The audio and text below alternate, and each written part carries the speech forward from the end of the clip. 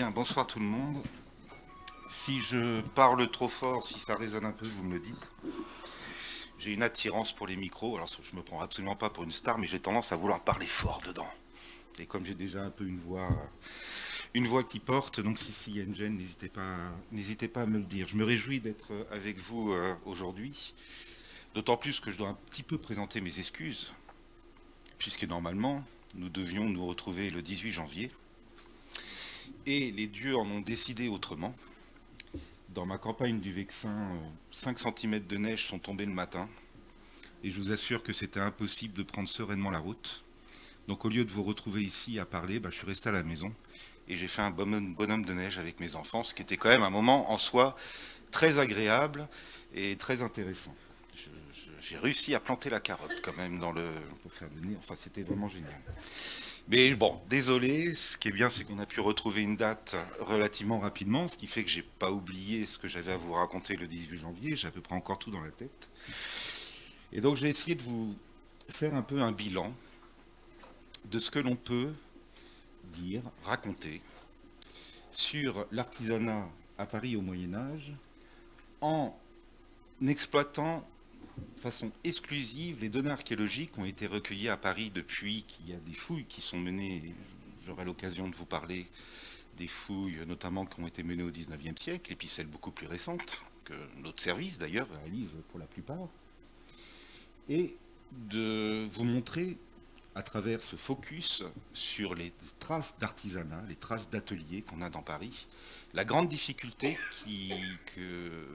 à laquelle nous devons faire face pour essayer de produire une image qui concerne l'intégralité du Moyen-Âge, c'est-à-dire cette longue période qui couvre 10 siècles de notre histoire. Souvent, quand on sollicite un archéologue pour parler d'artisanat, un archéologue qui travaille dans une ville, il va se réfugier vers des données qui concernent plutôt l'extrême fin du Moyen-Âge. C'est en effet à partir du XIIIe siècle que l'archéologie nous livre des vestiges en relative grande quantité, et c'est un exercice qui est relativement facile de présenter ces vestiges puisqu'on peut les mettre en lumière avec un certain nombre de sources historiques dont on dispose. Et vous allez pouvoir bénéficier, d'ailleurs, la prochaine conférence portera sur le livre des métiers d'Étienne Boileau, qui a été rédigé au milieu du XIIIe siècle, qui est un document fondamental pour comprendre l'histoire des métiers et l'histoire de l'artisanat à Paris. Et on peut mettre en relief finalement les découvertes archéologiques, l'endroit où on a trouvé des vestiges d'artisanat, et ce que nous livrent ces documents, le livre des métiers, les registres de la taille, qui nous donnent la liste des contribuables dans les différentes paroisses de Paris avec l'indication de leur métier. Donc on peut cartographier des espaces dans lesquels vont se concentrer certaines corporations de métiers. Et bien sûr, si dans cet espace vous avez découvert des vestiges archéologiques en lien avec les métiers qui sont évoqués dans cette documentation historique, vous comprenez que là, paf, paf, tout s'emboîte, tout s'associe, et on peut construire un discours assez intéressant et proposer une image de l'organisation de l'artisanat à Paris. Quand vous remontez un peu plus dans le temps, que vous dépassez le XIIIe siècle, que vous allez vous regarder vers la période carolingienne et que vous allez un peu plus loin vers les premiers siècles du Moyen-Âge, ce qu'on appelle en archéologie le Haut Moyen-Âge, historiquement la période mérovingienne, là ça devient bien plus complexe. Parce que vous avez finalement très peu de données archéologiques sur lesquelles vous pouvez appuyer une réflexion assez aboutie pour dire voilà, à cette époque, dans cette partie de la ville, était établi un certain nombre d'artisans qui travaillaient de façon spécifique certains matériaux, qui avaient des solutions pour s'approvisionner en matières premières, qui s'inscrivaient après dans des réseaux d'échanges qui pouvaient être soit locaux, en gros on produisait pour les besoins de la population locale, ou alors on peut avoir des indices qui montrent qu'on est vraiment sur des productions destinées aussi à un plus large panel de consommateurs vers l'extérieur de la ville. Et ça, c'est extrêmement, extrêmement compliqué, et vous allez le voir à travers la présentation que je vais vous faire, de traduire finalement, dans ces premiers siècles du Moyen-Âge, comment pouvait s'organiser cet artisanat, et globalement, quelle était cette ville du Moyen-Âge. Car ce que l'on peut dire sur le thème précis de l'artisanat, c'est quelque chose qui s'étend finalement à une compréhension globale de la ville. La ville de la fin du Moyen-Âge, celle qui se développe, qui connaît une expansion fabuleuse au XIIIe siècle, à partir du moment où Paris redevient la capitale qu'elle n'était plus pendant plusieurs siècles, que les rois s'installent à Paris, qui soutiennent une activité économique très forte, qui organisent cette activité économique, qui construisent des remparts, qui créent un nouvel espace urbain qu'on va coloniser. Cette ville qui s'amorce au XIIe, XIIIe siècle, ça on la connaît. Celle qui la précède, dans sa globalité, on ne la connaît pas. L'archéologie nous permet d'identifier des lieux de culte, souvent très anciens, des églises, des sanctuaires, on en connaît un certain nombre. L'archéologie a permis de fouiller des nécropoles, ad sanctos, qui sont constituées autour de ces lieux de culte. Et vous verrez des cartes au fur et à mesure de mon exposé qui vous montreront tous ces points d'ancrage de ces églises et de ces nécropoles. Mais en dehors de ça, on n'a quasiment aucune information archéologique sur comment se structurait la ville, où habitaient les gens, comment s'organisait l'artisanat. Et c'est un véritable problème de l'archéologie qui n'est pas propre à Paris. C'est une constante qu'on a dans de nombreuses villes où on s'inscrit au Moyen-Âge dans l'héritage d'une cité antique, où on maîtrise à peu près l'organisation urbaine jusqu'à l'extrême fin de cette période antique. Je vous rappelle que je parle d'archéologie, je ne parle pas de sources historiques. Mais où on a un énorme hiatus jusqu'au XIe, XIIe siècle pour retrouver des traces tangibles, matérielles, dans le sous-sol, d'un réseau viaire, d'un monumentalisme qui réapparaît, qui n'est plus forcément spécifiquement lié aux édifices funéraires, et les églises, pardon, et quelque chose, une trame que l'on peut reconstituer à partir du moment où le volume des fouilles, la situation des fouilles à l'intérieur de la ville sur laquelle vous travaillez, permet d'avoir des fenêtres, et en associant ces fenêtres, vous restituez une image d'ensemble d'une ville telle qu'elle a pu évoluer entre le début du Moyen-Âge et le XIIIe siècle. C'est pour ça aujourd'hui que je ne vais pas forcément vous montrer des choses vraiment exceptionnelles. Je vais vous montrer quelques vestiges découverts à différents endroits de Paris. Je vais essayer d'aller un petit peu dans l'analyse, vous dire mais comment on pourrait se projeter sur l'interprétation qu'on peut faire de ces vestiges sur l'organisation de la ville. Mais vous allez voir à quel point les limites des données que l'on a, forcément, ferment le champ des possibles en termes d'interprétation et invitent à se poser énormément de questions. Et ça, c'est super chouette, parce que ça veut dire qu'il faut continuer à fouiller Paris. Ce qu'on s'efforce de faire aujourd'hui. Si on avait répondu à toutes les questions, la ville de Paris n'aurait pas besoin de m'embaucher. Ce serait vraiment regrettable. Voilà, je voulais faire cette petite introduction un peu longue parce que je ne sais pas si vous allez vraiment assister à ce que vous pouviez vous imaginer en lisant le programme, en lisant ce bel intitulé d'exposé, l'artisanat à Paris au Moyen-Âge à la lumière des découvertes. D'ailleurs, c'est bien parce que la prochaine conférence, c'est au miroir du livre des métiers, donc il y a un écho, il y a un jeu lumineux entre les deux conférences. C'est pas voulu, mais c'est pas mal. Et j'espère quand même que je vais satisfaire votre curiosité, c'est ça l'essentiel.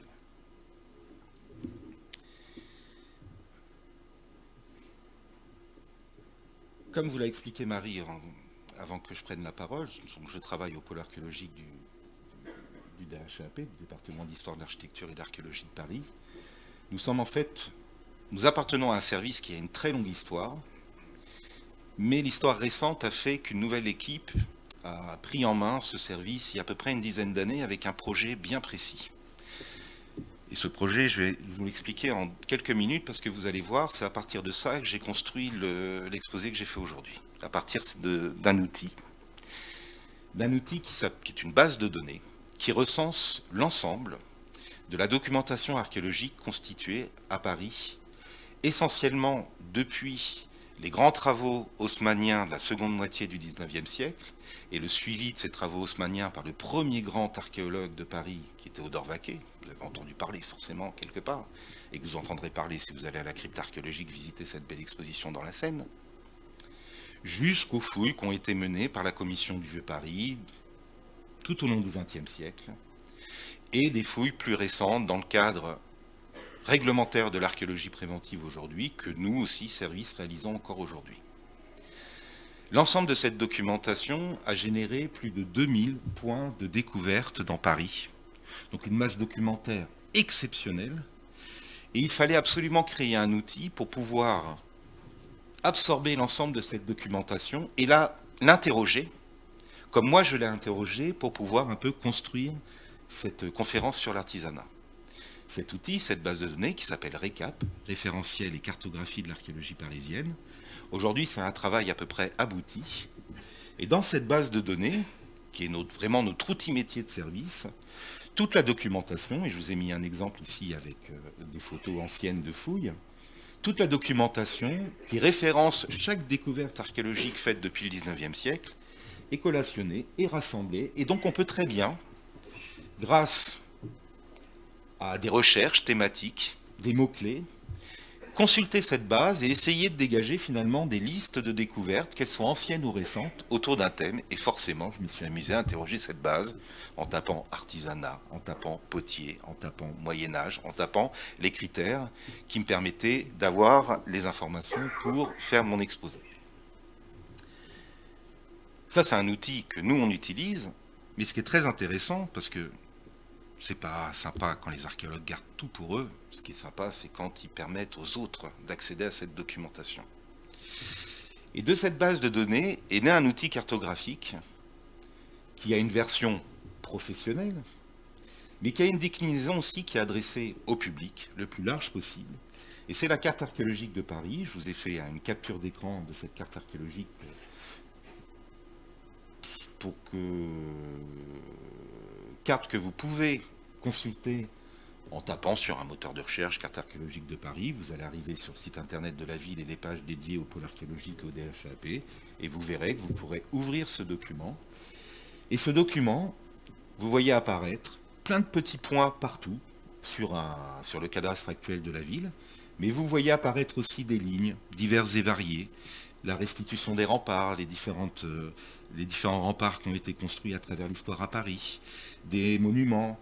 En bas à droite, je crois que ma petite souris, vous ne la voyez pas apparaître à l'écran. En bas à droite, vous pouvez deviner éventuellement, si vous avez un regard très puissant, les arènes de Lutèce. Donc cet outil cartographique, en appuyant sur un point, vous allez ouvrir une fenêtre qui va vous dire, ici, en telle année... Ah, super, génial. On n'arrête pas le progrès, quand même. Vous allez pouvoir apparaître toutes les informations relatives à la découverte faite à cet endroit. Alors si vous zoomez, bien sûr, vous avez le nom des rues, vous pouvez aller vraiment au plus précis du cadastre parisien, et vous pouvez faire apparaître toute une série d'informations qui vous dira, bah tiens, cette découverte correspond à un habitat du IIIe siècle, et puis ah tiens, ce serait intéressant de voir quelle est l'emprise de la ville reconnue à ce moment-là, et donc répondre finalement à toute une série de questions que vous pouvez éventuellement vous poser sur l'histoire de la ville et son évolution à travers les siècles. Donc ça, c'est un outil qui est fait pour vous. C'est génial quand même. Et bien sûr, je me suis servi de ça pour faire cet exposé. Alors, on va commencer.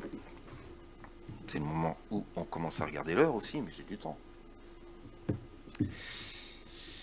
Et je vous invite à une petite promenade sur la rive gauche de Paris, au tout début du Moyen-Âge, au VIe siècle. Ici, vous avez un plan à l'écran qui est extrait du dernier ouvrage de Didier Buisson, l'Atlas historique du Paris antique. Et dans son dernier chapitre, il ouvre un petit peu la réflexion sur le Paris mérovingien. Et vous voyez apparaître ici, sur le fond cadastral de la ville actuelle, le réseau viaire tel qu'on peut se le représenter à l'époque mérovingienne, avec des axes qui sont des axes qui structuraient déjà la ville antique et qui sont toujours utilisés à ce moment-là, et la création d'un certain nombre de sanctuaires, rive gauche, rive droite et sur l'île de la Cité, avec ces nécropoles, c'est les petites patates difformes que vous avez tout autour des églises. Au sud de cet espace urbain, parce que finalement, qu'est-ce qui est urbain là-dedans? On ne le sait pas trop. Plusieurs découvertes archéologiques très récentes démontrent l'existence d'un quartier, d'un espace, d'un enclos, je ne sais pas comment le formuler, dédié à des ateliers de potiers. Si on a des ateliers de potiers au sud de la ville à cette époque, ça ne doit pas nous surprendre. Dès l'époque romaine, dans les secteurs de la cité antique, qui se développaient notamment au Haut-Empire essentiellement sur la montagne Sainte-Geneviève, avec le Forum qui était le point central de cet urbanisme, et les quartiers résidentiels sur les versants de la montagne, et qui descendaient jusqu'au Jardin du Luxembourg, le Sénat d'un côté, et vers le lit de la Bièvre sur l'autre côté, on a déjà découvert un certain nombre d'ateliers de potiers, datés du 2e, 3e siècle, et donc il y a une tradition potière qui était bien ancrée dès l'Antiquité dans cette partie de la cité. Ce que l'on ne savait pas, c'est que cette activité perdurait jusqu'au début du Moyen-Âge. Et on le sait aujourd'hui grâce à 2 découvertes récentes faites en 2021, l'une relativement significative au boulevard Saint-Michel et l'autre qui relève plutôt d'indices à l'occasion d'une fouille que nous avons réalisée rue Malebranche. Vous allez voir que ce que je vais vous présenter tout au long de mon exposé, vous avez 2 types de vestiges en fait.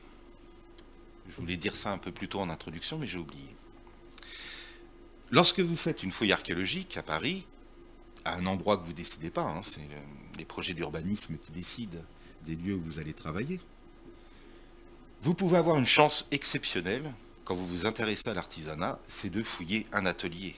Très concrètement, d'avoir la possibilité de dégager un bâtiment, des structures annexes, type four, des espaces de travail que vous allez parfaitement identifier, et là c'est le jackpot, parce que vous êtes vraiment en face de toutes les données sur lesquelles vous allez pouvoir réfléchir pour comprendre l'artisan, comprendre son geste technique, comprendre les objets qu'il fabriquait, et ainsi de suite.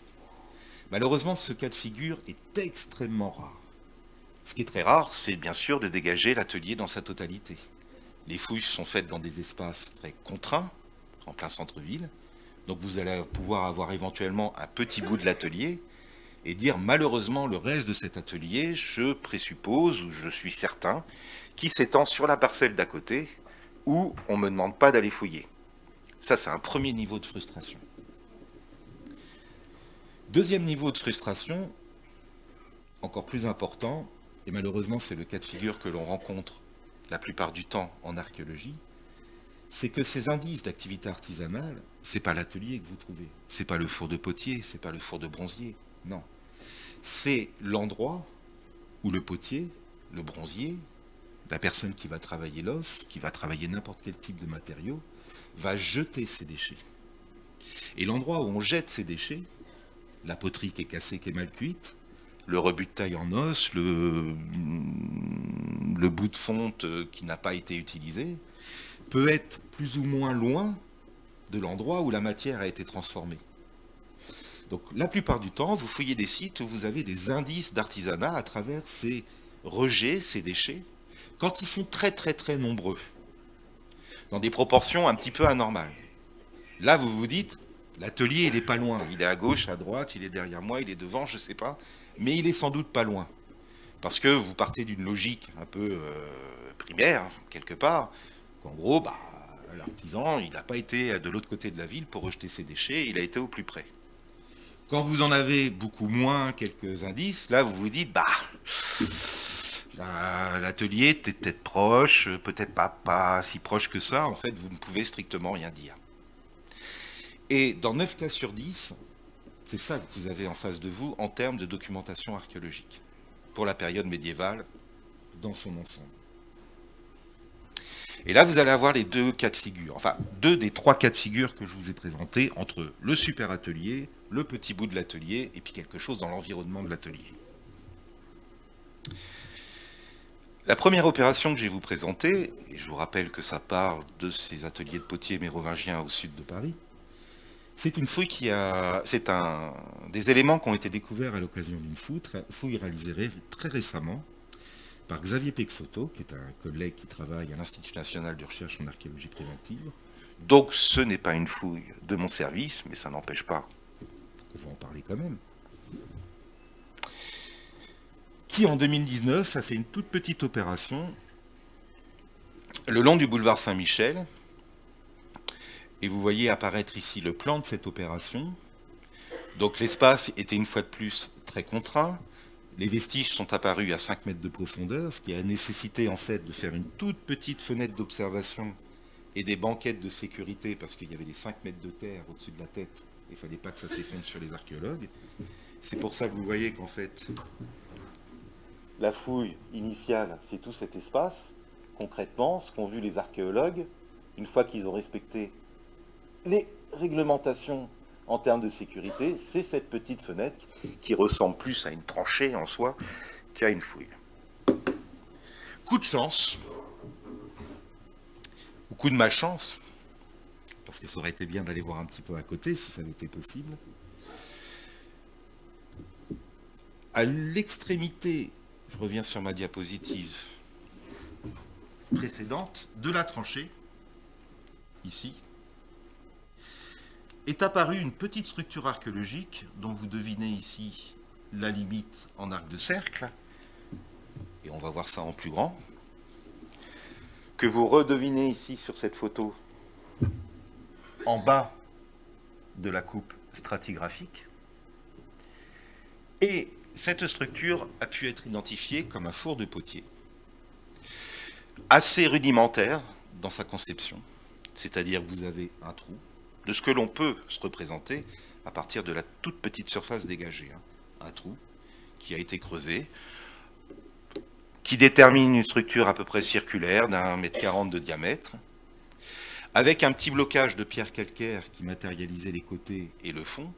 Pierres calcaires qui sont, comme vous pouvez éventuellement le deviner sur la photo, carbonisées. Il y a eu un choc thermique. Et cette structure a pu être interprétée comme un four de potier, par analogie avec des structures de même époque, mieux conservées, qui ont pu être fouillées ailleurs, mais surtout parce qu'on a constaté, parmi l'ensemble du mobilier céramique qui a été trouvé dans les couches archéologiques en relation directe avec le four, qu'on avait des types de poteries bien spécifiques, caractéristiques du VIe siècle, mais, et là vous allez me faire confiance parce qu'il faut être un peu familier avec ces choses-là, des poteries surcuites, avec des traces de choc thermique aussi, donc au niveau de la partie externe de la poterie, on voit bien que le feu est venu lécher l'extérieur de la poterie. Donc on est très certainement sur des rebuts de fabrication, des choses qui n'ont pas été vendues parce que le problème de la cuisson avait été mal maîtrisé, la poterie devait être un peu difforme, poreuse, et donc non utilisable pour l'usage qu'on souhaitait en faire. Et ça, c'est une caractéristique des ateliers de potiers. Quand vous les fouillez dans leur ensemble, vous avez les fours, vous avez les bâtiments des potiers, et vous avez ce qu'on appelle des fosses de rejet, où les ratés de cuisson sont jetés systématiquement au fur et à mesure de l'exploitation de ces ateliers. C'est pas fabuleux, hein? Et c'est le premier atelier de potier mérovingien découvert à Paris. Le premier four mérovingien du VIe siècle découvert à Paris. En soi, c'est une découverte exceptionnelle. Parce que ça permet de mettre un point sur une carte. Et de s'interroger sur la continuité d'une spécificité de ce secteur de la ville autour d'une activité potière qui s'amorce dès l'Antiquité et qui perdure dans les premiers siècles du Moyen-Âge. Une autre fouille a été réalisée, cette fois par le pôle archéologique de la ville. Il faut bien qu'on travaille un peu de temps en temps. Juste à côté, vous voyez ici, sur le plan restitué de la topographie antique de Paris, avec le forum ici et les thermes du sud ici, cette petite fenêtre ici correspond à une fouille que nous avons réalisée rue Malebranche. Si vous vous situez, aujourd'hui c'est un petit peu au-dessus de la rue Soufflot. C'est toujours pareil, si on fait des fouilles dans ce secteur-là, c'est que ce sont des hôtels qui ont profité du Covid, ils ont fermé les portes, et puis qu'ils ont décidé d'investir pour monter en gamme et s'adresser à une clientèle venue de pays très lointains où les gens sont très riches aujourd'hui. Mais le problème, c'est que cette clientèle exige d'avoir spa, sauna et tout le tintouin. Et ça, la seule façon, quand vous êtes dans des espaces comme ça au centre de Paris, vous ne pouvez pas agrandir les immeubles, hein, vous ne pouvez pas gagner aussi en place à gauche ou à droite. La seule façon, c'est de creuser. Et donc c'est pour ça qu'on intervient beaucoup aujourd'hui dans ces secteurs-là. Et souvent, c'est pour cette raison. Vous avez au moins appris un truc aujourd'hui. Sur le chantier, qui est cette opération qui a été faite par mon collègue David Couturier, une fosse, toute simple, a priori d'une banalité déconcertante, a été fouillée. Vous voyez, la fosse vient perforer des niveaux de sol qui datent, eux, de l'Antiquité.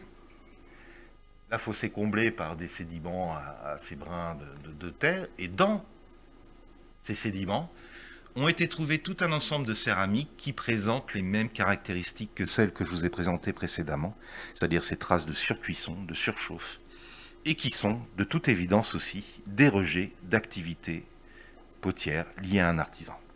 Non. Donc on est à 2 points. L'un plutôt pas mal, avec un bout de four, et l'autre qui est une information secondaire, mais qui indique qu'il y a une activité dans ce secteur de la ville. On progresse. Mais je vais m'arrêter là pour la période mérovingienne. En toute fin d'exposé, je reviendrai sur d'autres éléments, mais globalement, de l'artisanat à Paris, entre le 6e et le 9e siècle, j'ai que ça à vous proposer. C'est bien maigre, hein, et c'est la réalité. Pourtant, on ne peut pas s'imaginer qu'on ne travaillait pas. Clovis fait de Paris sa capitale. Il s'installe dans le palais impérial sur l'île de la Cité en réoccupant les bâtiments antiques et peut-être en les réaménageant, d'ailleurs en les réaménageant, mais on n'en sait pas grand-chose aussi. Autour de ça, vivent des gens, travaillent des gens. C'est pas possible de concevoir les choses autrement. D'autant plus que vous avez des sanctuaires avec des nécropoles où vous avez des centaines d'inhumations.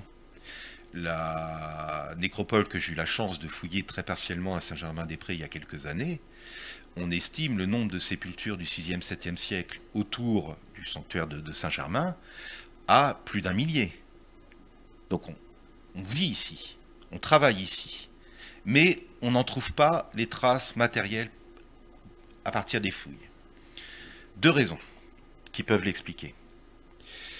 Déjà, pendant très longtemps, les archéologues étaient un peu focalisés sur l'analyse des périodes antiques. Et Théodore Vaquet, qui était quelqu'un d'extrêmement doué, avait cette capacité de repérer ce qui était construit, structuré, comme un mur, comme une voirie, une chaussée. C'est grâce à ça qu'il a d'ailleurs pu restituer la topographie antique de Paris.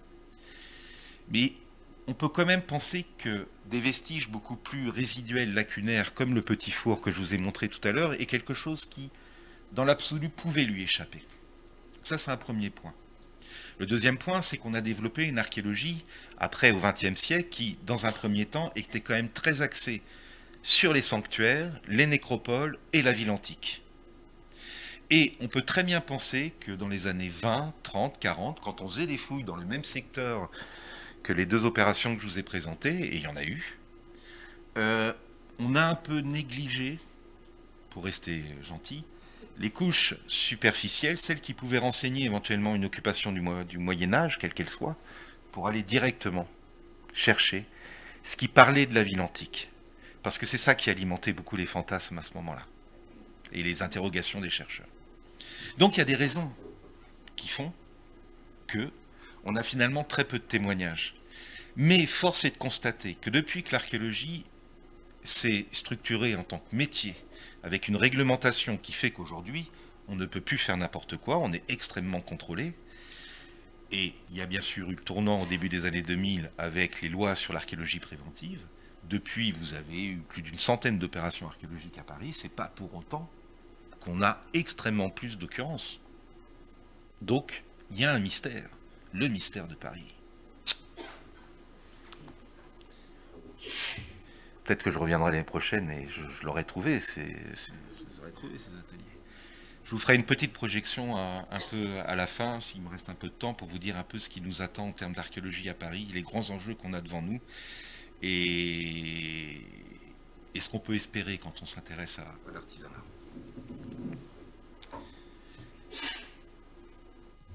Nous allons maintenant quitter la rive droite, la rive gauche, pour aller vers la rive droite. Et d'ailleurs, on ne quittera plus jamais la rive droite, on fera une petite incursion sur l'île de la Cité. Mais là maintenant, tout ce que je vais vous raconter correspond à des vestiges qui ont été identifiés dans cette rive qui est la rive économique de Paris. Et on va aller se promener du côté de la tour Saint-Jacques.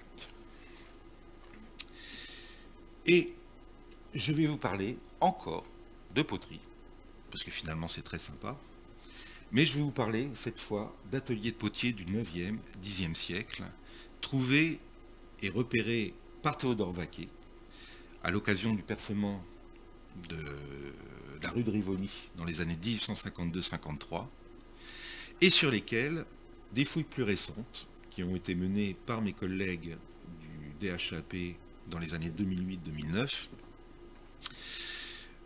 ils ont pu ainsi mieux documenter ces ateliers de potiers qui étaient déjà connus précédemment.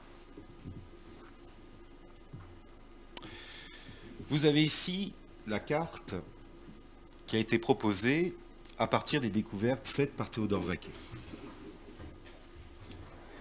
Vous retrouvez ici l'emplacement de la tour Saint-Jacques,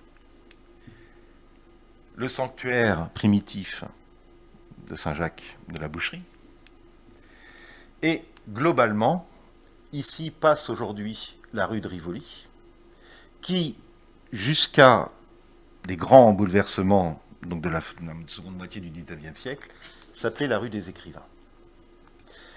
Lorsque Théodore Vaquet a fait ses observations, il a repéré un certain nombre de choses tout à fait attendues. Des murs d'une ancienne église, des tombes. Mais il a repéré aussi toute une série de fosses diverses et variées, ici, mais aussi à l'intérieur du sanctuaire, dont il a analysé un petit peu le contenu, et il s'est rendu compte, parce qu'il était quand même pas si bête que ça, que tout ça était rempli de poterie, et que c'était peut-être quand même un indice d'une activité de potier dans ce secteur de Paris. En 2008-2009, mes collègues du DHAP ont pu ouvrir une fenêtre ici, qui sur le plan que vous portez ici se situe finalement entre les différents édifices, où deux fosses ont été trouvées, la fosse 44 et la fosse 48, qui n'étaient pas remplies de poterie, et dont le remplissage était exclusivement constitué de fragments de poterie. C'est des dizaines de milliers de fragments. Et diapositive suivante. Vous voyez ici, en haut, la fosse avec des poteries qui apparaissent. Et vous voyez ici la restitution des poteries. Alors, vous savez, quand on trouve des petites poteries en fragments, le jeu de l'archéologue, c'est d'essayer de remonter les morceaux et espérer avoir la forme complète de la poterie qui se dessine. Ça arrive parfois, comme ici. Et parfois, malheureusement, vous manque une partie, mais par analogie avec des productions que l'on connaît ailleurs, on peut restituer la forme globale et la partie disparue. Et donc, vous avez ici toute une batterie de cruches caractéristiques du 9e, 10e siècle, avec des becs verseurs, des hanches, des houles ici. La houle se distingue de la cruche par le fait qu'elle n'a pas de poignée pour être saisie. Des petites houles avec verseurs ici aussi, très jolies, à goulot. Et donc, une fois de plus, des structures archéologiques qui nous parlent de l'existence d'ateliers de potiers dès le 9e siècle dans ce secteur de la ville.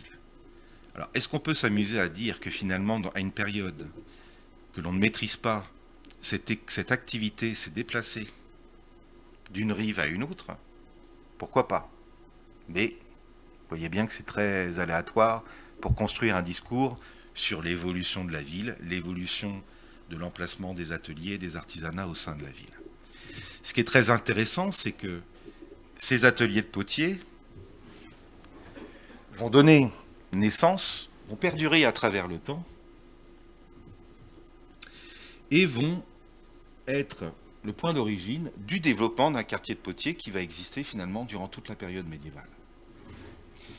Vous voyez ici sur ce plan où figure la première enceinte médiévale de Paris sur la rive droite, qui date du XIe siècle, le secteur où a été trouvé les vestiges des ateliers de potiers par Théodore Vaquet et mes collègues du DHAP par la suite,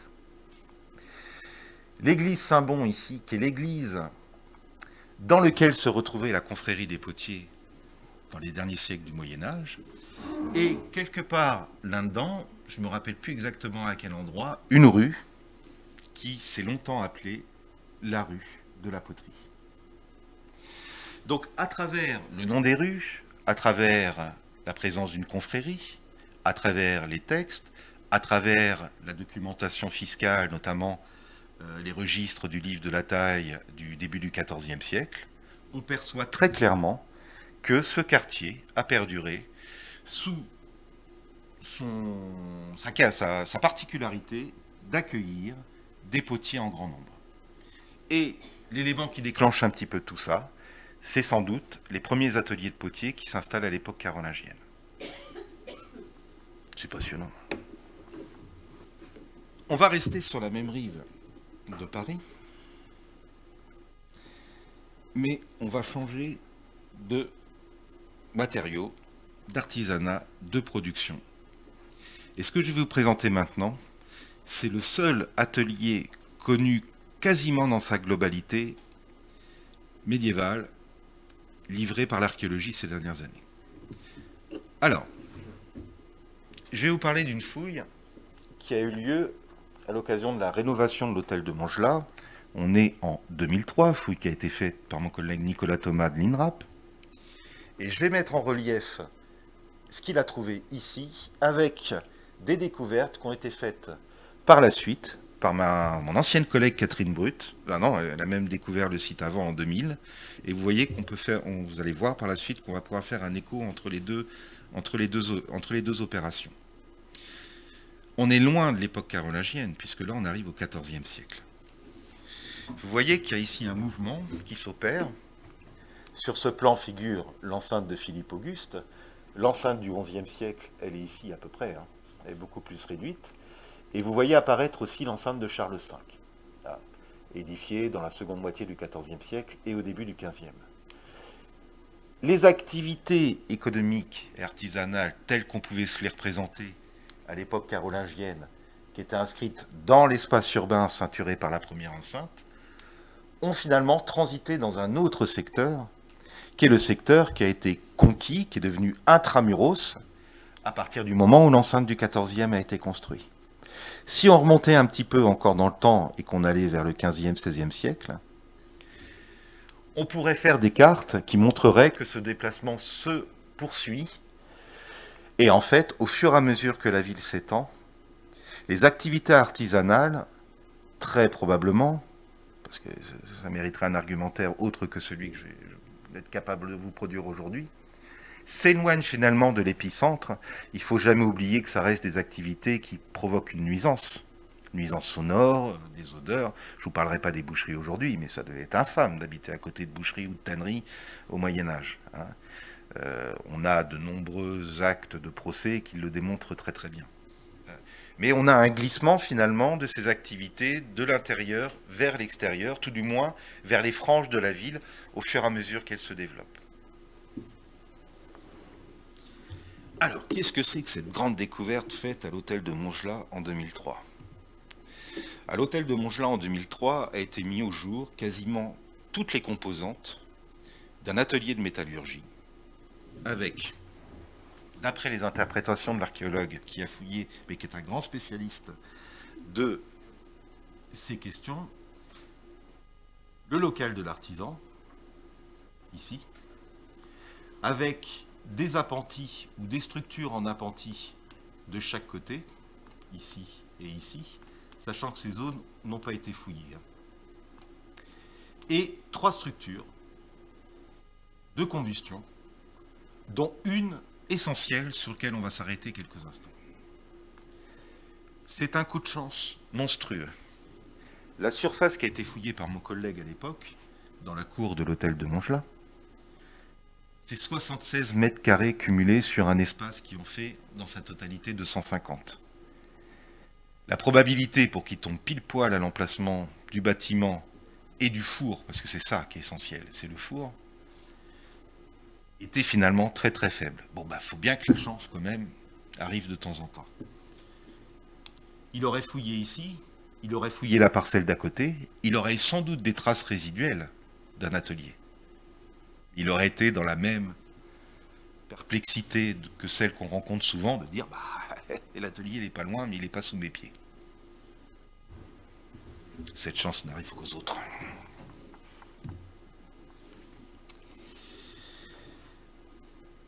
La fouille a livré plusieurs dizaines de milliers de rebuts liés à la fonte et à la fabrication de petits objets en alliage cuivreux et en alliage qui rassemble du plomb et de l'étain.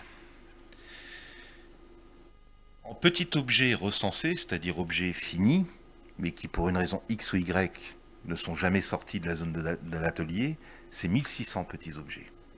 Donc un corpus en plus mobilier considérable, déchets, objets, qui bien sûr met en relief l'activité qui était pratiquée au sein de cet atelier. La structure la plus significative, c'est ce four en forme de trou de serrure, constitué avec, et la photo est assez parlante, des dalles de calcaire, avec une zone de travail ici et le four proprement dit ici, qui fait, je crois, 0,70 m de diamètre intérieur, et des éléments de terre cuite en briques et de l'argile de colmatage.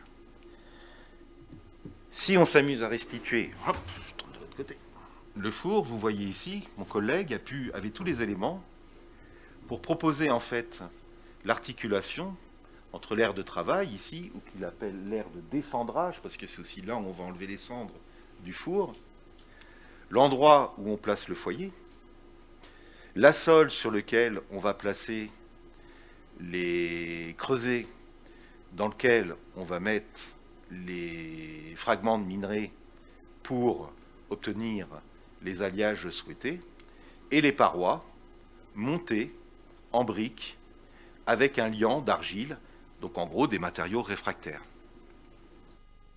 Et bien sûr, on extrait les creusets par-dessus. Et là, vous avez une représentation de la sole. Vous voyez bien qu'elle est perforée pour que la chaleur se diffuse. C'est remarquable. Je reviens un petit peu en arrière, mais la réalité de la découverte au niveau de ce four, c'est ça. C'est le fond.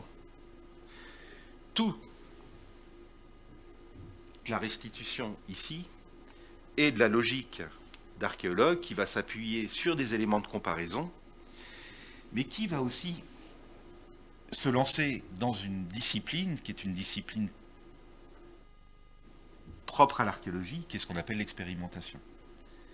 C'est-à-dire que le meilleur moyen de se prouver en tant qu'archéologue qu'on a bien interprété un vestige archéologique, c'est de le reconstituer tel qu'on se l'imagine pour les parties disparues et de voir si ça fonctionne. Et mon collègue Nicolas Thomas, qui a fait cette fouille, qui est spécialiste de la métallurgie pour le Moyen-Âge, a à de nombreuses reprises reproduit des fours pour tester finalement toutes les options techniques qu'il avait considérées en analysant ce four à Paris. Il s'avérait que sa restitution est tout à fait parfaite et qu'il avait très bien compris comment se structuraient les parties disparues du four. Donc ça, c'est quelque chose, quand on travaille sur l'artisanat, qui est fondamental. Tester à travers l'expérimentation les hypothèses que l'on formule à la lecture des vestiges très lacunaires que l'on rencontre sur les sites. Waouh! Je vous ai mis ici un petit panel des objets qui étaient produits dans cet atelier. Vous voyez des petites boucles de ceinture, beaucoup d'éléments en fait d'ornementation. Ce sont ce qu'on appelle des paillettes qui étaient rivetées en fait sur des lanières de cuir, de sacs, des choses comme ça. Voilà. Il faut que j'accélère. Il y a une petite représentation ici d'une petite plaque ornementale. Vous voyez les petits rivets de fixation et vous devinez même ici une matière organique au revers qui est simplement des résidus de cuir, donc l'élément était bien appliqué sur une ceinture ou quelque chose en cuir. C'est très joli. Deux techniques étaient mises en œuvre dans cet atelier. La première consistait à mouler les objets à l'aide de moules en terre cuite tels que vous avez ici. Après avoir fondu les minerais de fer, et vous voyez ici une petite expérimentation avec des moules de terre cuite avec plusieurs valves et ce qu'il en ressort jusqu'à l'objet que vous avez à peu près nettoyé, c'est une boucle de ceinture. Je suis un petit peu obligé d'accélérer. Et vous voyez la seconde technique qui était mise en œuvre par déformation plastique. Vous faites des tôles, vous découpez les tôles, ou alors vous emboîtez les tôles sur des éléments qui épousent la forme de l'objet que vous souhaitez faire en négatif. L'emboîtement. Donc deux techniques. Et bien sûr, vous avez tous ces petits déchets qui sont les parties non exploitées, qui, je crois, pouvaient être reconditionnées et réutilisées après les avoir refondus. Mais ça, j'en suis pas bien sûr. Mais si. J'en arrive au deuxième chantier que je voulais vous présenter, rue Greneta. Hôtel de Montgelas, c'était ici. Rue Greneta, c'est un petit peu plus à l'ouest. Dans les années 2000, rue Greneta, une fouille a été faite. Alors c'est vraiment une fouille qui a été faite dans des circonstances très particulières, puisque le chantier archéologique a été repéré, le site et les vestiges, uniquement par un de mes anciens collègues qui travaillait avec nous, qui s'appelle Philippe Marquis, qui, en se promenant dans la rue, voit une benne où on jette les gravats. Et le réflexe d'un archéologue quand il voit une benne, c'est de regarder dedans. Si vous vous promenez dans Paris et que vous voyez quelqu'un qui regarde avec insistance dans une benne, qu'il est barbu, qu'il a des grosses chaussures, et s'il y a une tranchée à côté qui regarde au fond de la tranchée, une chance sur deux, 9 chances sur 10 que c'est un archéologue. Bon. Donc, le site a été repéré comme ça, une intervention a été mise en place, et en fait, une cave a été fouillée, une cave d'un bâtiment médiéval. On ne connaît pas forcément la date de construction de ce bâtiment. Tout ce qu'on sait, c'est qu'il a été abandonné au XIVe siècle, puisqu'au XIVe, la cave est complètement comblée par un certain nombre de sédiments. Et dans ces sédiments, on a trouvé toute une série d'objets, d'artefacts en lien avec des activités artisanales. Les premiers, et c'est là où le lien se fait avec l'hôtel de Montgelas, c'est qu'on a trouvé toute une petite batterie d'objets en cuivre, mais aussi d'objets en fer. Le fer n'était pas un matériau mis en œuvre sur le site de l'hôtel Montgelas, mais tout autour de l'hôtel Montgelas, d'après les sources historiques, il y avait des ateliers qui mettaient en œuvre le fer. Mais en l'occurrence, on retrouve des choses très proches, des petites appliques ornementales, des épingles, des outrelles de ceinture. Ça, c'est 2 petits couteaux en fer. Voilà. Et aussi toute une série de scories de métal liées à la fonte du fer ou des alliages cuivreux, des cuivres. Donc là, on est sur une trace résiduelle d'un atelier, mais proche finalement d'un atelier qu'on a très bien fouillé. Donc en gros, c'est quand même un secteur où les métallurgistes sont bien présents. Je ne pouvais pas finir cet exposé sans vous parler du travail de l'os, parce que c'est ma spécialité. Le travail des matières dures animales, l'os, le bois de serre et l'ivoire. Donc je suis désolé pour vous, mais on va terminer par ça. Les matières dures animales sont mises en œuvre durant toutes les périodes historiques, depuis la plus haute antiquité jusqu'à des périodes très récentes, parce que c'est au tournant de la Seconde Guerre mondiale, au lendemain de la Seconde Guerre mondiale, que les dernières usines qui mettent en œuvre l'os transforment leurs machines pour pouvoir travailler la bakélite et les nouveaux plastiques. Donc c'est quelque chose qui accompagne toute notre histoire, pour les périodes historiques bien sûr. Toujours sur le site de la rue Greneta, là où ces quelques éléments de métallurgie ont été trouvés. Dans les mêmes couches a été mis au jour toute une série de rebuts liés cette fois au travail de l'os et particulièrement au travail des os de grands herbivores, notamment cet os si caractéristique qui est le métapode, et ici c'est un métapode de bovin, c'est-à-dire l'unique phalange qui subsiste dans le pied des herbivores et des bovins, des équidés, des cervidés, prolongé par le sabot, par en bas ici. Et cet os qui est extrêmement massif, puisqu'en fait c'est 4 os aux 4 pattes, supportent tout le poids de l'animal. Vous pouvez extraire des baguettes de différentes formes dans ce qu'on appelle la paroi de corticale, c'est-à-dire qu'au centre de l'os, vous avez du vide, où il y a la moelle osseuse, mais vous avez une enveloppe de matière dure tout autour. Hein. Si vous aimez l'os à moelle, vous savez ça parfaitement, qu'il faut gratter à l'intérieur. Et ces baguettes, une fois dressées, vous pouvez leur donner un certain nombre de facettes, vous pouvez faire toute une série d'objets, mais si vous dressez 4 facettes parfaitement régulières et perpendiculaires les unes aux autres, vous pouvez dégager des petits cubes, tac, tac, tac, tac, tac. Et ces petits cubes, à l'aide d'une mèche que vous allez actionner par un perçoir à archer ou n'importe quel élément qui va la mettre en rotation, vous pouvez fabriquer des petits dés à jouer, tac, tac, tac, comme ce qui est suggéré ici. En archéologie, ce qu'on trouve, c'est des dés parfois, mais généralement ce qu'on trouve, c'est ces petites pointes avec une extrémité sciée de section carrée et une petite pointe ici plus ou moins irrégulière. Et en fait, c'est les deux extrémités rejetées de la baguette une fois que vous avez extrait tous ces petits dés. Donc sur le site de la rue Greneta, un témoignage de la présence d'un artisan du travail de l'os dans un environnement proche. Autre rebut qui nous renseignait aussi sur ce même type d'artisanat, mais dont la destination est un petit peu plus complexe à établir. Ici, tiens, je vous avais même mis une photo qui explique un petit peu mieux ce que je viens de vous raconter.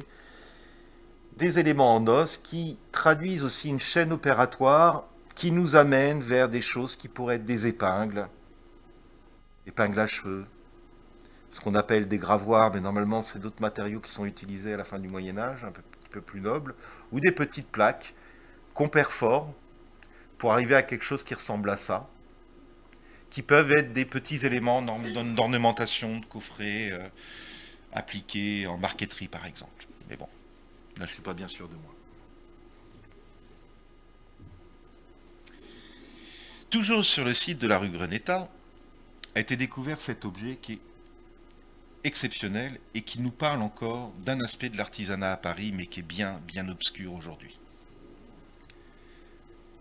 Il s'agit d'un manche, d'ustensile, probablement un couteau de table, en ivoire, l'ivoire le vrai, l'ivoire d'éléphant, avec à son extrémité, ici, un animal quadrupède, probablement un chien, mais c'est très difficile de l'établir parce que la tête est particulièrement ratée. On voit qu'il y a des grosses oreilles qui retombent.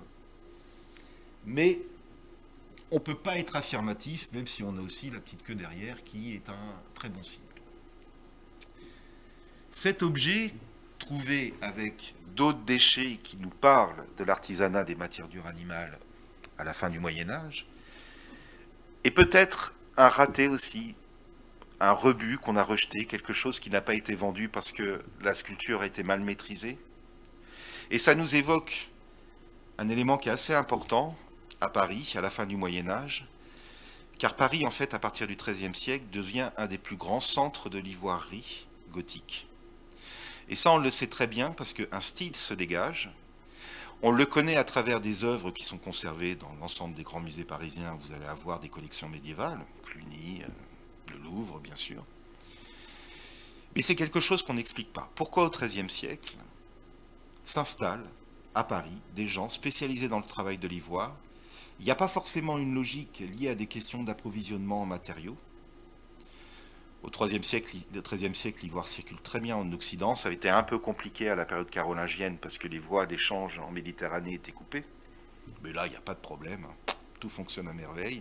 On va utiliser les ivoires qui viennent du Moyen-Orient et d'Afrique, donc les ivoires d'éléphant. Mais on va aussi utiliser les ivoires de morse qui viennent du nord de l'Europe. Bon. Mais à un moment donné, il y a un facteur qui fait que Paris devient un grand centre de l'ivoirerie. Est-ce qu'il y a une volonté royale derrière ça? Je ne sais absolument pas. Mais l'ensemble de ces productions ont dû laisser des traces quelque part. C'est pas possible. Il y a forcément un endroit où un artisan à exercer, à fabriquer ces objets. On est très certainement dans l'environnement immédiat de lieux de pouvoir, alors lequel il y en a un certain nombre à Paris au XIIIe siècle. Mais il est très intéressant de noter que finalement, le seul témoignage indirect, incertain, de la présence de ces artisans à Paris, en dehors des pièces remarquables conservées dans des musées auxquels on dit c'est un style parisien, ça a été fabriqué à Paris, c'est cet objet trouvé rue Greneta. Voilà. L'archéologie livre parfois d'autres objets remarquables, et là je vous ai mis quelques photos. Là on va sortir un petit peu de Paris, on va aller dans l'environnement de la basilique de Saint-Denis, et à l'occasion des grandes fouilles réalisées depuis les années 70 autour de la basilique, fouilles qui perdurent encore aujourd'hui, plusieurs objets traduisent cette virtuosité acquise par les ivoiriers parisiens à l'époque gothique. Là, vous avez justement un gravoir qui est un ustensile en fait qui servait à se coiffer, à se faire la mèche des cheveux, avec un beau personnage qui a sans doute une épée en fait à sa ceinture et un couvre-chef caractéristique de cette époque. Et mon petit préféré, parce qu'il faut bien qu'on ait des petits préférés, ce manche de couteau, avec ce petit personnage accroupi, qui est en fait un joueur de dés. J'ai mis un agrandissement, je suis désolé, hein, mais au bout d'un moment, quand on agrandit, on pixelise à mort. Et bien là, il y a 3 petits dés en fait à ses pieds, et en fait, il est dans un mouvement où il lance les dés. Voilà. Pour quelqu'un qui s'intéresse au travail des matières dures animales, avoir un objet en ivoire avec quelqu'un qui joue aux dés. Alors là, il serait très bien dans mon bureau cet objet, mais bon. On n'a pas le droit. Et pour conclure un peu cet exposé, il est 18h02 donc je vais me dépêcher, je voulais juste vous parler très brièvement d'une des dernières découvertes qui a pu être faite. Cette fois ça intéresse le travail du bois de serre et là on va aller un petit peu vers l'île de la Cité et c'est délibéré. Le travail du bois de serre est quelque chose qui est bien connu durant toute la période du Moyen-Âge. Vous avez ici sur la gauche toute une série d'éléments sciés qui témoignent vraiment d'une production artisanale qui a été mise au jour en fait à l'occasion des fouilles de la préfecture de police, fouilles récentes, faites aussi par mon collègue Xavier Pixoto en 2013. Ce que vous avez sur l'image, c'est tout ce qu'on a, c'est-à-dire quelques objets qui montrent qu'à un moment donné, quelqu'un est venu taillader le bois de serre dans ce coin-là. Ce que vous avez sur la droite, c'est ce que l'on peut produire comme réflexion lorsqu'on dispose d'un volume beaucoup plus important de rebuts et de témoignages, et je vous ai proposé une planche extraite d'un ouvrage sur le site de Heideby, qui est un comptoir normand au nord-nord de l'Allemagne, danois au nord-nord de l'Allemagne, un peu dans la péninsule du Danemark avec la mer du Nord à gauche et la mer Baltique à droite. Vous avez énormément de sites vikings, entre guillemets, qui ont été fouillés à cet endroit et qui ont livré des traces d'artisanat prodigieux, dont le travail des bois de serre et des bois d'élan. Et là, vous voyez tout le processus qu'on peut construire à partir du moment où on a vraiment tous les éléments qui nous renseignent sur les étapes de fabrication. Depuis la matière brute de base, c'est un andouillé de bois de serre, hein, c'est la partie que vous avez ici, jusqu'à la fabrication des différents éléments qui vont composer un très joli peigne à une rangée dedans. Je rêve d'avoir ça. Et je rêve de l'avoir ici. Et j'ai bon espoir que ça arrive un jour, et je vais vous dire pourquoi. Depuis maintenant plusieurs décennies, l'île de la Cité, à part quelques petites opérations, comme celle que je viens de vous présenter, était un espace qui était un peu abandonné par l'archéologie, non pas par la volonté des archéologues, mais simplement parce que, en termes d'urbanisme, c'est un espace figé. Il ne se passait plus grand-chose. Et donc, il y avait très peu de fenêtres possibles pour que les archéologues puissent intervenir. Et il était difficile d'envisager que les archéologues provoquent les choses, parce qu'on ne fait pas qu'une archéologie liée au projet d'urbanisme, on fait aussi une archéologie qui va être motivée par des questions scientifiques, et on dit j'aimerais fouiller tel endroit, parce que je pense que ça peut répondre à plein de questions. Mais vous voyez que l'espace sur l'île de la Cité est très contraint, très compliqué. Allez trouver un endroit où vous allez organiser une fouille gentiment l'été, avec des stagiaires et des bénévoles et tout le reste. C'était impossible. Sauf que les choses sont en train de changer. L'île de la Cité est redevenue un endroit qui va rentrer dans une phase de mutation très très forte. Il est bien entendu que l'incendie de Notre-Dame est un facteur qui modifie tout, mais c'est quelque chose qui est enclenché déjà avant. Aujourd'hui, alors je suis désolé pour la carte, elle n'est pas bien grande, mais plusieurs fouilles sont envisagées sur des très grandes surfaces. La première, c'est au niveau de l'Hôtel-Dieu. L'Hôtel-Dieu est en pleine restructuration. Les services hospitaliers vont être concentrés dans à peu près la moitié de l'emprise de l'Hôtel-Dieu. Et la seule solution pour recentrer ces services, c'est de retrouver, de créer des espaces, et les espaces en sous-sol qu'on pourra les créer. Donc il y a une probabilité très forte que dans les années à venir, de très très grandes fouilles sur des grandes surfaces, là je ne vous parle pas de 75 mètres carrés, hein, je vous parle de 5000 mètres carrés, hein, et qu'on ait l'opportunité de fouiller l'intégralité des vestiges, depuis les plus récents jusqu'aux plus anciens, ça représente 5-6 mètres de dépôt archéologique à traiter. Hein. Donc, j'espère par là qu'il y a un artisan du bois de serre. Deuxième opportunité, peut-être plus d'actualité. La reconstruction de Notre-Dame s'accompagne d'une réflexion autour de ce qui va être offert au public, notamment au niveau du parvis de Notre-Dame, de la création d'un lieu d'accueil du public, pour l'orienter après dans la visite, avec ce que l'on propose aujourd'hui, la petite boutique où on va acheter sa tour Eiffel et son livre, le petit restaurant où on va acheter son petit café, et puis après on visite Notre-Dame gentiment. Vestiaire et compagnie, sanitaire et compagnie, toute une série d'infrastructures qui n'existaient pas avant. Hein. Cela va peut-être entraîner aussi une modification un petit peu de l'offre au niveau de la crypte archéologique de Notre-Dame, qu'il va falloir articuler avec ce nouvel espace d'accueil. Vous avez peut-être entendu aussi que notre président souhaite créer un musée de l'œuvre, hein, qui pourrait être installé d'ailleurs dans les bâtiments de l'Hôtel-Dieu. Tout ça fait que ça va générer des aménagements en sous-sol et ça va générer de l'archéologie. D'ici à peu près, je pense, 1 mois et demi déjà, nous allons faire 3 sondages dans la rue du cloître Notre-Dame, donc qui est la rue qui longe la cathédrale côté nord, pour des questions purement techniques. Là, hein, c'est du dévoiement de réseau, parce qu'il faut déplacer un réseau d'eau, des réseaux électriques. Mais on va faire 3 tranchées, où on va descendre à 5 mètres de profondeur. Donc, mon artisan du bois de serre, il est peut-être là. Dernier élément, et non des moindres.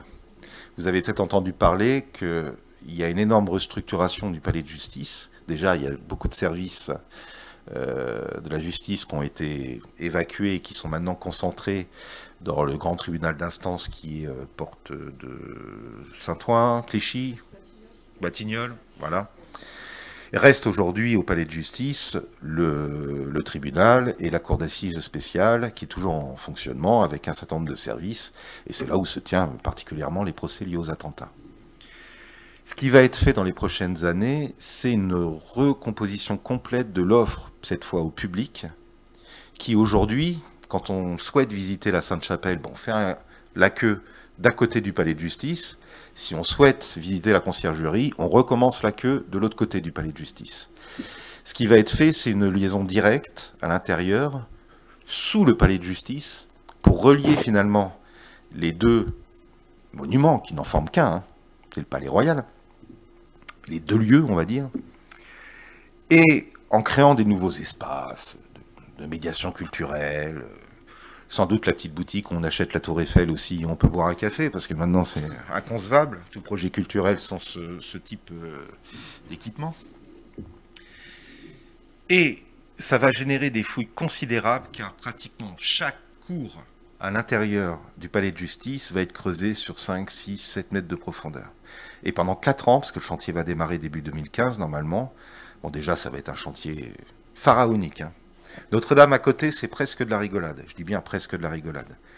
Ils comptent acheminer le chantier par des barges sur la Seine. Enfin, c'est un truc de fou. Bon.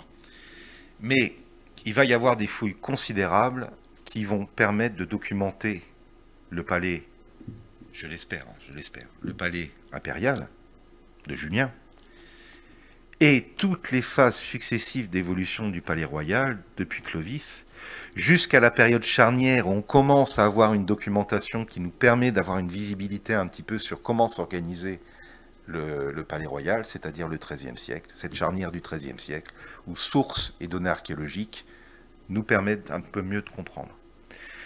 Si on ne trouve pas des ateliers, et mon atelier de fabrication de peigne du bois de serre, alors qu'on va fouiller partout sur l'île de la Cité, je ne reviendrai plus jamais vous voir.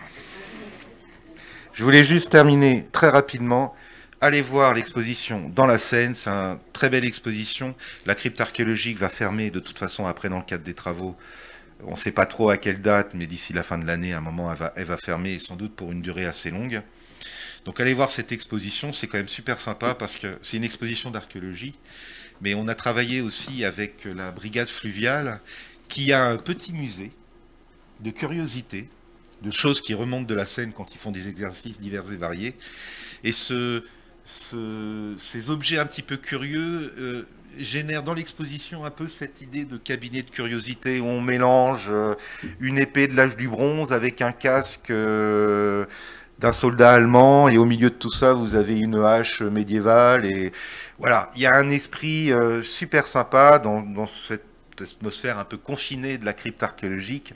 C'est une très belle exposition, il y a un très beau catalogue.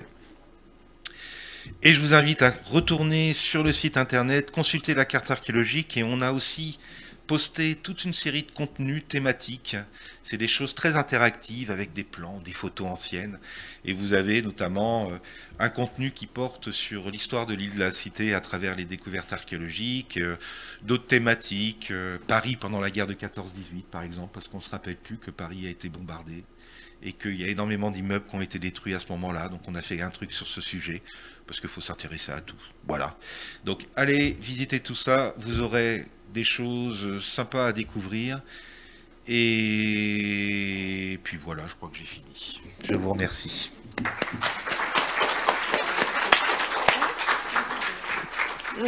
Ben, merci beaucoup. Je crois que c'était vraiment une introduction parfaite pour notre cycle, et notamment pour cette période mérovingienne, même si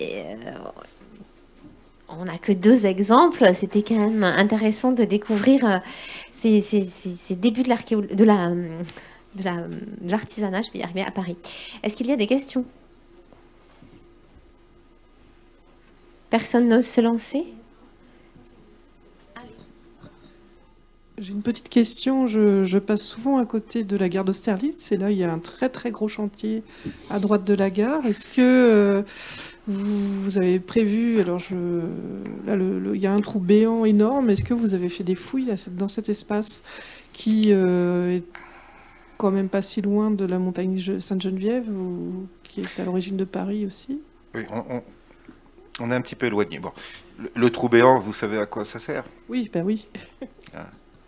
Pour ceux qui ont vu le chantier et qui ne le connaissent pas, c'est un trou béant qui a pour principe de réceptionner les eaux pluviales polluées, qui jusqu'à présent allaient un petit peu... Je ne pensais pas celui-ci, je pensais la construction du... Enfin, il y a celui-là, il y a aussi à côté la construction d'un grand centre commercial. À côté Ah de oui, la gare oui, il y a le d'Austerlitz. centre commercial entre la gare et l'installation qui est censée rendre la Seine très propre, pour que Madame Hidalgo puisse se baigner l'été prochain en toute sécurité. Oui, alors, non, ce sont des zones pour lesquelles on a très peu d'informations archéologiques. On est quand même très loin des franges de la ville antique. On est en dehors de la ville médiévale telle qu'on la connaît dans son extension. On est dans des zones qui sont conquises à l'époque moderne, mais sur lesquelles s'installe, c'est justement parce qu'il y a de l'espace que s'installe la salpêtrière. Et c'est les dossiers d'urbanisme qui ont été visés par les services archéologiques, notamment au niveau de la DRAC, donc le service prescripteur qui va décider s'il y a des fouilles. Mais il n'y avait pas un enjeu archéologique qui nécessitait qu'en amont, nous, on intervienne. Par contre, il est convenu depuis le début que toute découverte fortuite de vestiges doit nous être signalée pour que nous, on puisse faire une expertise et éventuellement interrompre le chantier s'il y a lieu de le faire.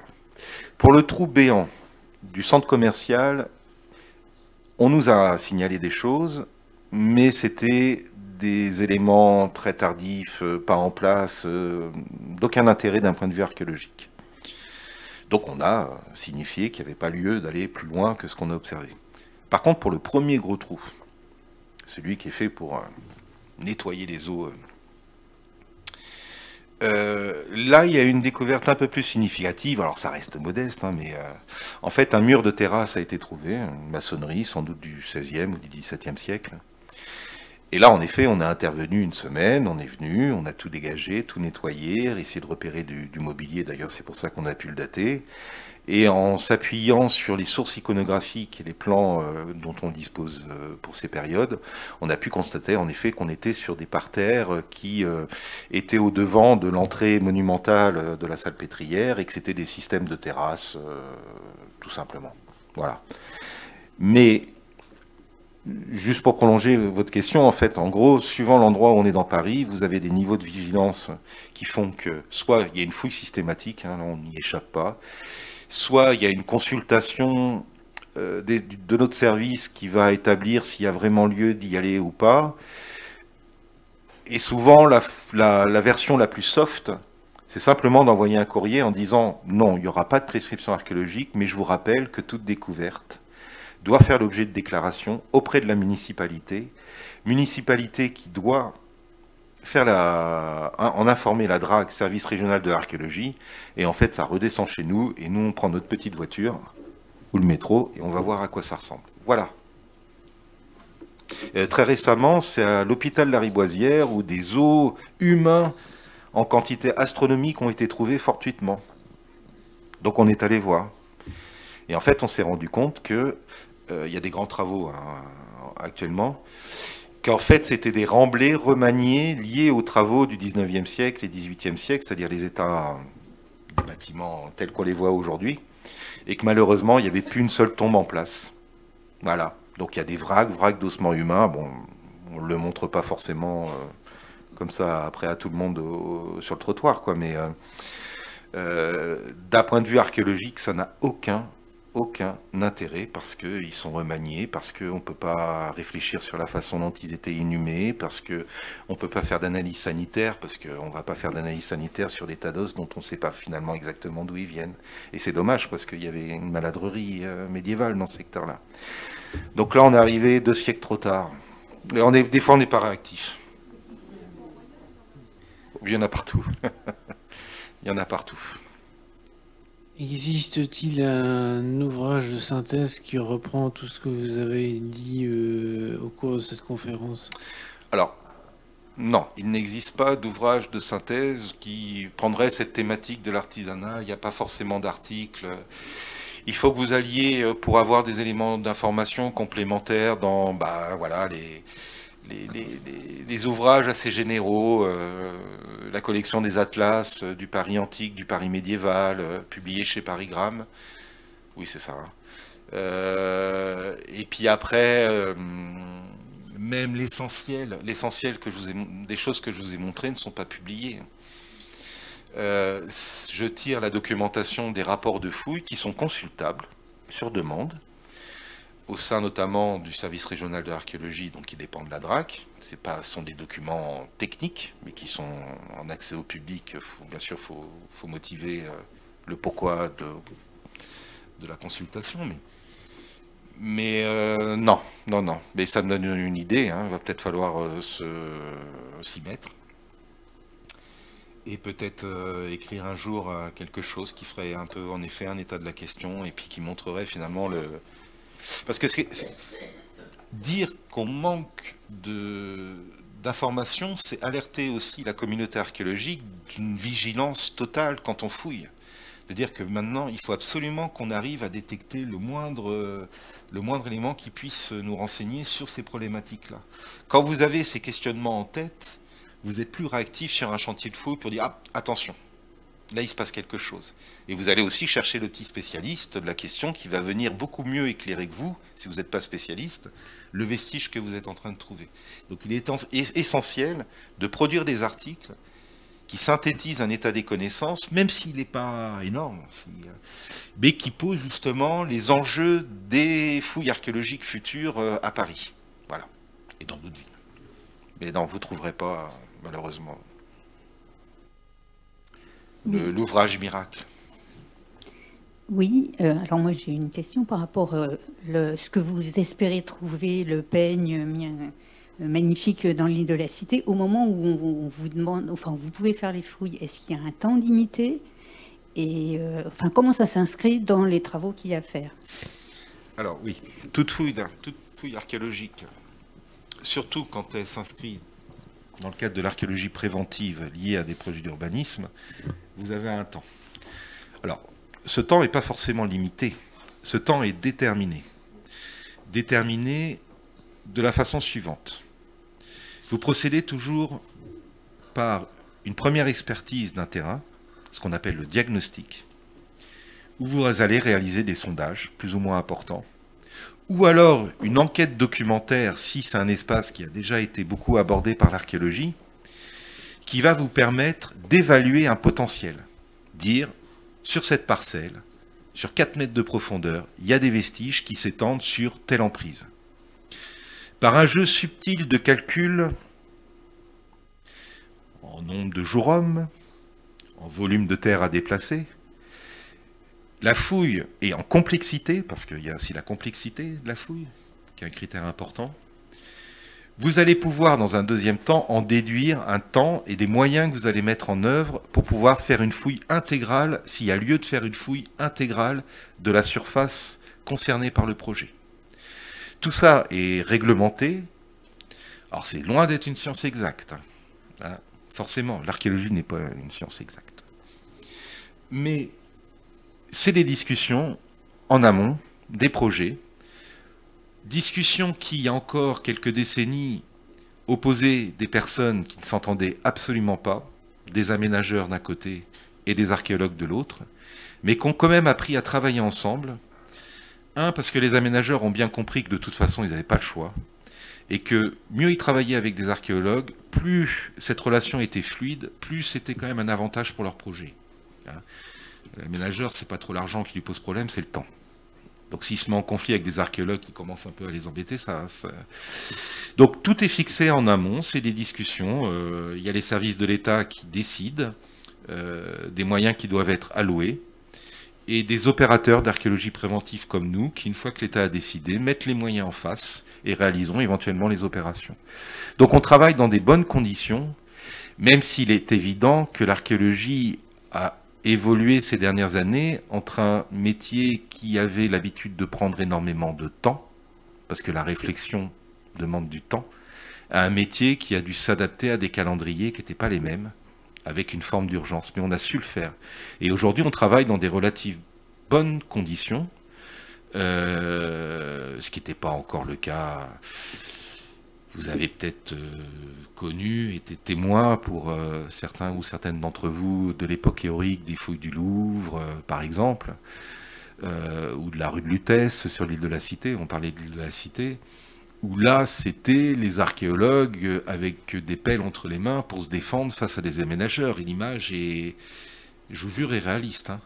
Et aucun moyen alloué pour faire des études en même temps. Donc on sauvait l'essentiel, on travaillait 7 jours sur 7, et j'ai appris mon métier dans ce contexte-là, hein. Héroïque. Avec une foi considérable dans l'importance de ce qu'on faisait.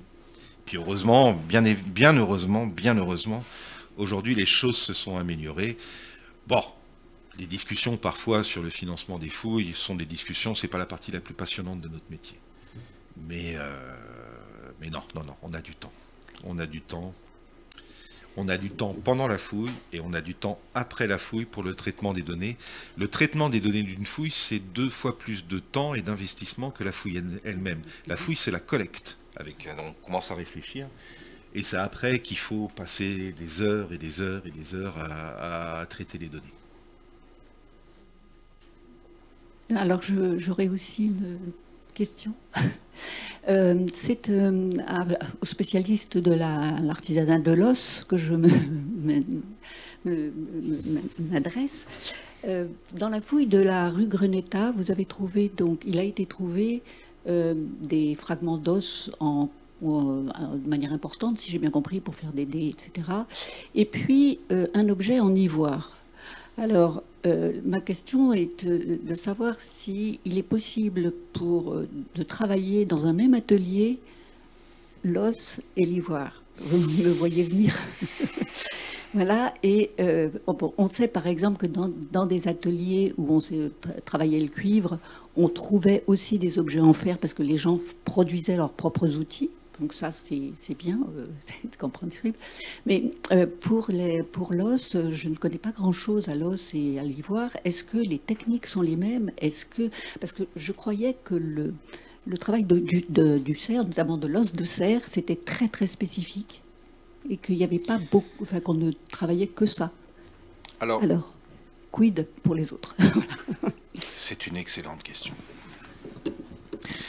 Alors non, il n'y a pas de tant de différence. L'os et le bois de cerf s'abordent à peu près de la même manière. On va parler de l'ivoire après, pour la différence des matériaux. La condition sine qua non pour travailler ces matériaux, c'est de s'appuyer sur leurs propriétés mécaniques. Et leur propriété mécanique, c'est le grain du matériau, la façon dont l'os a poussé. De la même manière où quand vous taillez un arbre, vous prenez votre hache, vous travaillez avec le fil du bois. De la même manière sur l'os et le bois de cerf, c'est la même chose. On travaille avec le fil du matériau et on va arriver à obtenir à peu près les mêmes objets. Le bois de cerf a cette spécificité qui est un os qui se renouvelle annuellement, donc qui présente une plus forte élasticité et une plus forte résistance au choc qui va pouvoir être encaissé par un coup d'un outil ou quelque chose comme ça. Donc ça lui donne une petite différence. D'ailleurs, c'est pour ça qu'on l'utilise beaucoup pour les peignes, parce que quand vous fabriquez un peigne, la dernière étape de fabrication, c'est de faire les dents, après avoir monté les différents éléments du peigne. Et c'est l'étape la plus dure, la plus difficile, où si vous ratez votre coup, vous cassez les dents. Et comme le bois de cerf est plus élastique, alors élastique, on ne fait pas ça avec un bois de cerf, hein, mais en tout cas, il a une élasticité que n'a pas l'os, qui a une matière un peu plus rigide. Vous allez avoir moins de risques de casser vos petites dents, et donc vous allez aboutir à votre travail. L'ivoire, c'est particulier. Le grain de l'ivoire est une matière très fine. L'ivoire, il n'y a pas un matériau comparable qui vous ouvre le champ de sculpture fine et de précision et de finesse dans la sculpture que vous allez pouvoir réaliser. On a toujours tendance à vouloir dissocier ceux qui travaillaient l'ivoire de ceux qui travaillaient l'os et le bois de cerf. L'os et le bois de cerf, c'est une famille de matériaux où on peut très bien imaginer que les artisans ont utilisé les mêmes. L'ivoire, on a tendance à vouloir extraire aussi parce que tout au long du Moyen-Âge, l'ivoire a été destiné à des productions de luxe, destiné soit à une très haute aristocratie, soit à la liturgie avec le mobilier qui était employé au cours des rituels. Donc, en gros, une haute aristocratie ecclésiastique ou une haute aristocratie laïque. Et c'est simplement à la fin du Moyen-Âge qu'on a, entre guillemets, une petite démocratisation de l'utilisation de l'ivoire, où de plus en plus, notamment cette catégorie de population qu'on nomme un peu facilement les bourgeois à l'intérieur des villes, qui deviennent de plus en plus riches, hein, qu'on la maîtrise un petit peu de l'outil économique et qui veulent un peu copier les modes de vie des aristocrates, pour être rapide, commence aussi à s'approvisionner en objets en ivoire et à utiliser les objets en ivoire, et on voit apparaître des ustensiles de table, des ustensiles de toilette de manière un peu plus fréquente, justement parce que la population qui a accès à ce type d'objets de luxe est plus importante. À ma connaissance, le livre des métiers ne crée pas de... Là, il faut que je me souvienne des statuts que j'ai lus il y a très longtemps, hein. Ne crée pas au sein, notamment de la corporation des Dessiers, une séparation très nette entre l'autorisation de travailler l'os, parce que dans les statuts, on a ça, hein, l'autorisation de travailler certains matériaux et pas d'autres. Et dans mon souvenir, les Dessiers ont droit de travailler l'ivoire, je crois. Mais, pour tout vous dire, je ne sais pas vraiment grand-chose s'il faut chercher à différencier, à aller vers une spécialisation d'artisans en lien avec des matériaux spécifiques, ou s'il faut plutôt chercher à voir des artisans finalement qui avaient un panel de matériaux qu'ils pouvaient utiliser, parce qu'ils avaient une compétence finalement qui leur permettait d'aller vers chaque type de matériau jusqu'à produire des objets relativement luxueux et très bien sculptés. Je sais pas. Il n'y a pas de raison de technique fondamentale. Il y a sans doute une main. On va fabriquer un peigne parce qu'on sait prendre une scie, on sait découper les différentes parties d'un peigne, on sait utiliser une foreuse pour faire les petits trous de rivet, placer un rivet, marteler, faire un décor géométrique, incisé avec une pointe sèche, on sait le faire. Ça ne veut pas dire qu'on est capable de faire une sculpture de la Vierge en ivoire, une Vierge à l'enfant, enfin des choses fabuleuses telles qu'on a pu les faire à la fin du Moyen-Âge. Voilà. Mais la dissociation, dans notre logique, se fait plus par la destination des objets qui est réservée d'un côté à une élite et d'un côté à une diffusion plus commune. Et donc on veut séparer les artisans. Mais ça ne repose sur pas grand-chose, en fait, comme réflexion. S'il n'y a pas d'autres questions, il nous reste encore une fois à vous remercier infiniment pour cette conférence qui, je crois, a captivé le public tout entier et à inviter le public à revenir la semaine prochaine, puisque la semaine prochaine, le livre des métiers. Donc nous enchaînons, nous poursuivons. Merci beaucoup, merci beaucoup. Bonne soirée.